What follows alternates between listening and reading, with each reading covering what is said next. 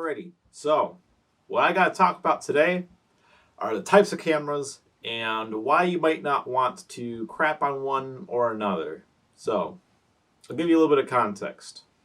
So, when I started shooting photography, more professionally, or not even professional at this point, for a hobby or an advanced hobby, I thought that anything underneath of this was complete crap, essentially. So when I mean that, I'm talking about stuff like this. It's a Coolpix camera. This one's an L4, and stuff like this. This is, I think it's an S33. Especially stuff like this. This is a old Coolpix E95 or 950, and I just had a stigma, and I believed that all these other cameras were absolute trash because I had this one.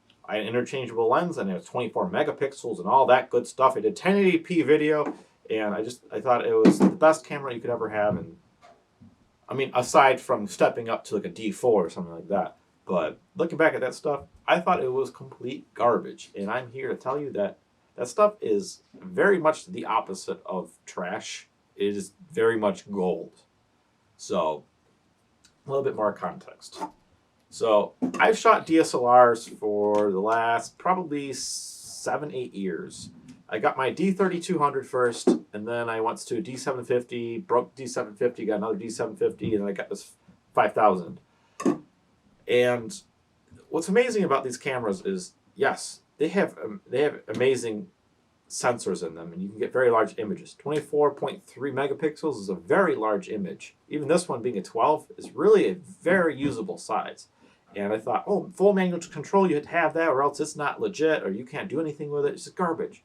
So I was very much on that impression until COVID hit. And I began to become a little bit more curious. This, as I was telling you in a previous video, was my first camera. So I started off on anything, and this was just a point and shoot. So if I had the choice back then, it was all this stuff or nothing. I didn't want to do it otherwise. Even my phone was like, no, I don't want to use my phone. I just want to use my DSLR.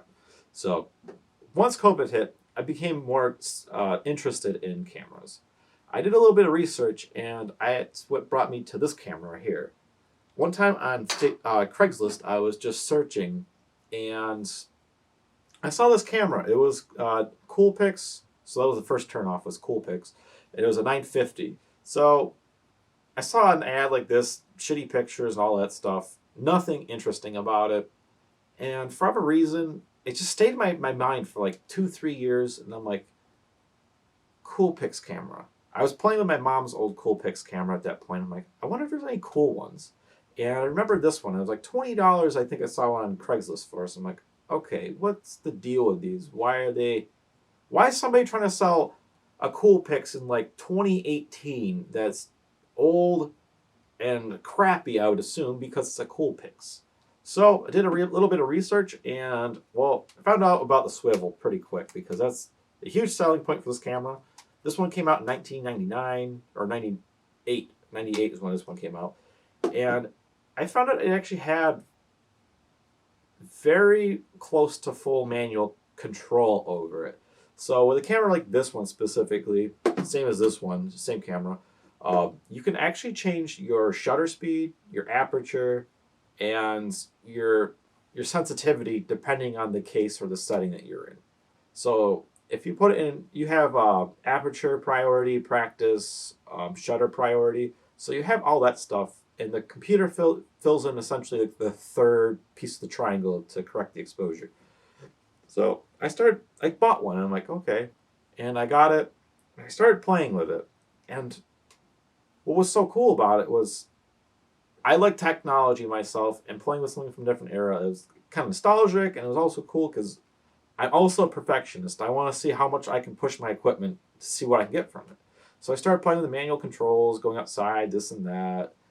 And I probably shot a couple hundred pictures, and I just fell in love with this camera because I can just do all these cool things that something like this can do that's just so much older. It was the challenge that I really liked about it.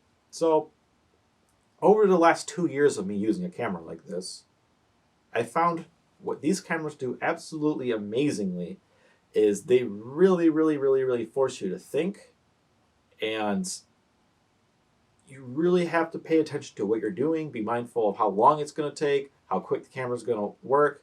You need to pay attention to what are the limitations to the camera. What's the maximum shutter speed? What's the maximum ISO? What's the lowest ISO? All that stuff. And with a camera like this, I found it really, really, really has been such a help to me as an advanced photographer to finding new compositions and paying attention to the image more, if that makes any sense. It sounds stupid, but hear me out.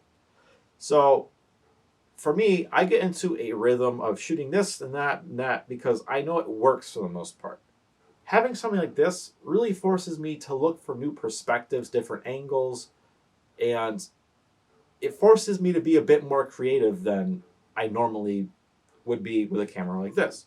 I know my limitations, or at least I have my own limitations with the camera, I should say.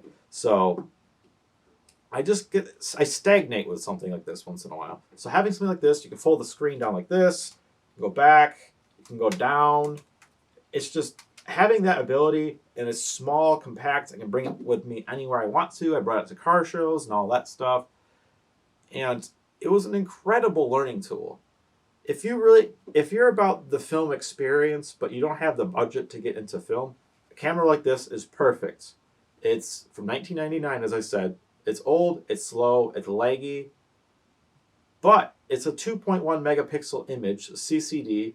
So for 2.1 megapixels, that's actually a size that you can use today in 2022 that's usable on web. You can make prints. I've made prints from this up to like 8x10. They honestly are pretty passable, but you can make web content with these if you really want to. If you want to be a hipster, but you don't have hipster money, bam, buy one of these things. I think I paid $20 for mine, $25.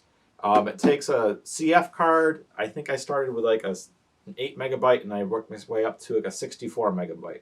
64 megabytes good for I think 60 frames. So it's pretty cool. So my biggest thing about these compact cameras like these is they're incredible learning tools. You can learn all your composition on them, and it will always translate to something else, like this, back to this, to this. It's such a useful tool, and I would highly suggest that you don't write off an old camera like that, or a lower end camera. Having the best equipment does typically give you a better image, but the content that's in that image doesn't get better because of your camera. Using something like this to learn and push your craft and really condition your eye to see things in a different perspective, it's worth its weight in gold.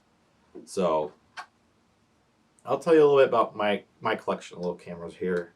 So first camera, super basic, super low video quality, but it still did like 5 megapixel images. Cool. Got this at a thrift store. Super compact, super small. Honestly, I use this camera for on me, like my pocket, if I'm working my biking pictures or reference stuff. This was a pretty cool little venture. I bought this on Facebook for about $20. And this is an L33, if I'm correct. It's a Coolpix camera as well. This is an underwater camera. So I kind of started playing with underwater stuff. And it's for the price point and just the weird environment you're able to shoot, it's probably worth looking into. I should probably do some more stuff when it's out in the rain with cars and stuff, but I haven't. The quality is not as good as something like this, but the fact that you can submerge that in water, I think it's up to like 33 feet or something stupid, could be a very useful tool and at a very low cost. These ones are very much, to me, they're like a photographer's tool. It's like a sculpting tool for me. It's like the canvas or the tool. Like having something like that just helps me like chisel out my image and just sculpt it to be what I want, because I can just constantly look at the image and see what I'm actually pulling from it, as opposed to, well, it looks sharp and it's good. No, it's a challenge. So that brings me to something like this. my D3200. Interchangeable for lenses, awesome. The quality is 24 megapixels, still very good for today's standards, and honestly, you're not going to outpace that camera for a lot of web content. Could it be better? Absolutely. However, is it going to serve most of the stuff that you really need it to use? There's a good chance. If you're doing a bunch of action, you're going to struggle with it because it's not going to go as fast. It's not going to have that frame count that you're looking for per second.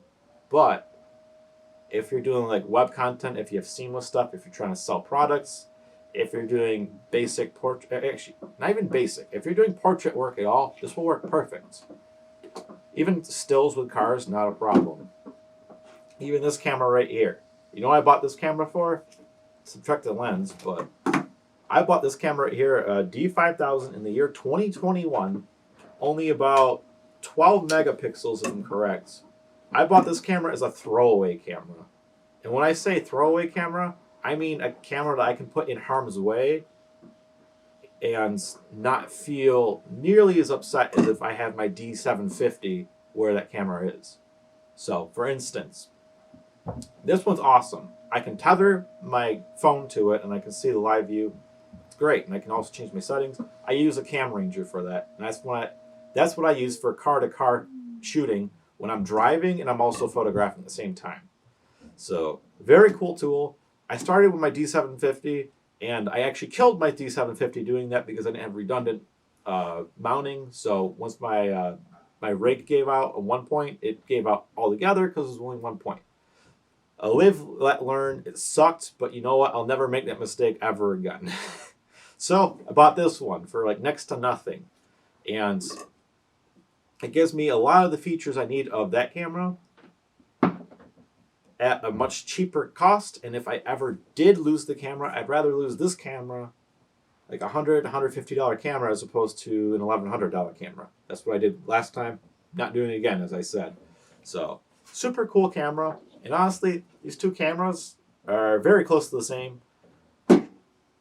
This one's way newer, this one's older, but you can use this thing for portrait work, you can use it for your seamless stuff. It's going to be great. The only thing that you really are going to sacrifice between these to a D750 is your comfort for in the hand. There's less buttons, and the ergonomics are really a huge selling point for me with my larger cameras like the D750s. When you go from a D750 to something like this, you can tell that the button placement is better, the camera's taller, it's more comfortable, it's much more professional if you're using it day in, day out, and you need things to work perfect the first time. It's great. These ones are a little bit more clunky when it comes to live view. Can't change your aperture on electric apertures, like lenses that you have to change it internally. If you have an aperture ring, it's not a problem at all. But, you know, if you want to change your aperture while you're in live view, you have to turn off live view, change it, then open it back up. Clumsy stuff like that, which makes D750 like heavenly to use. But I'm going to stop rambling at this point. You probably got the point. Every camera has like a different use, and it's different strengths, and just because it's not more money doesn't quite mean that it's a bad camera. And you shouldn't necessarily write it off just because megapixel count, depth of color depth, dynamic range, stuff like that. It does make a difference. However, these are incredible learning tools and even can be used for modern uses. So I challenge you to look for some old cameras around your house, maybe your parents' houses, something like that. Just old cameras that don't get used anymore. And I challenge you to try shooting on that just for like say a week, just as a toy. Just start shooting, see what you can make of it. See what the best images that you can make from that. And you'll probably find that it's a way more capable camera than you remember it last since you've used it. So thanks for watching, and I should probably make a hashtag. I'll try to make a hashtag down below, and you can just tag it. See who else is making that stuff. So thanks again, and I will catch you later.